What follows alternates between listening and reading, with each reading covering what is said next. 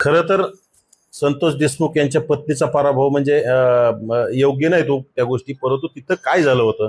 संतोष देशमुखांच्या हत्येच्या नंतर तिथं जरांगे नावाच्या कुठतरी बिंडोक माणसाने कुठतरी जाती द्वेषाचं राजकारण सुरू केलं आणि संतोष देशमुखांचे भाऊ त्या धनंजय देशमुख जरांगेच्या आसपास राहून कुठतरी जाती द्वेषाचं राजकारण करू लागले. बजरंग सोनवणेच्या संपर्कात राहून जातीवाद वाढवण्याचं काम केलं.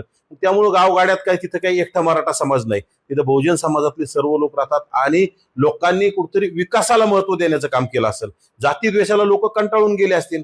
प्रत्येक गोष्टीचं समजा भावनिकतेचा विषय असतो, परंतु भावनिकतेच्या आडून जातीवादाचं राजकारण व्हायला नव्हतं पाहिजे आणि तिथं सातत्यपूर्ण जातीवादाचं राजकारण केलं आणि जातीवादामुळेच हा जरांगेच्या संपर्कात राहिल्यामुळं आणि खरं तर हा पराभव देशमुख फॅमिलीचा नाही, हा पराभव मनोज जरांगेचा आहे, हा पराभव बजरंग सोनवणेचा आहे आणि सगळ्या जातीवादी विचारसरणीच्या लोकांचा पराभव आहे. खरं तर संतोष देशमुख यांच्या पत्नीचा पराभव म्हणजे योग्य नाही तो त्या गोष्टी, परंतु तिथं काय झालं होतं.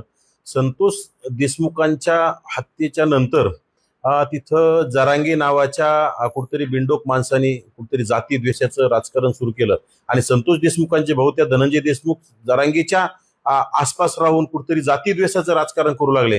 बजरंग सोनवणेच्या संपर्कात राहून जातीवाद वाढवण्याचं काम केलं. त्यामुळे गावगाड्यात काय तिथं काही एकटा मराठा समाज नाही, तिथं बहुजन समाजातले सर्व लोक राहतात आणि लोकांनी कुठतरी विकासाला महत्व देण्याचं काम केलं असेल. जाती द्वेषाला लोक कंटाळून गेले असतील. प्रत्येक गोष्टीचं समजा भावनिकतेचा विषय असतो, परंतु भावनिकतेच्या आडून जातीवादाचं राजकारण व्हायला नव्हतं पाहिजे आणि तिथं सातत्यपूर्ण जातीवादाचं राजकारण केलं आणि जातीवादामुळेच हा जरांगेच्या संपर्कात राहिल्यामुळं आणि खरं तर हा पराभव देशमुख फॅमिलीचा नाही, हा पराभव मनोज जरांगेचा आहे, हा पराभव बजरंग सोनवणेचा आहे आणि सगळ्या जातीवादी विचारसरणीच्या लोकांचा पराभव आहे.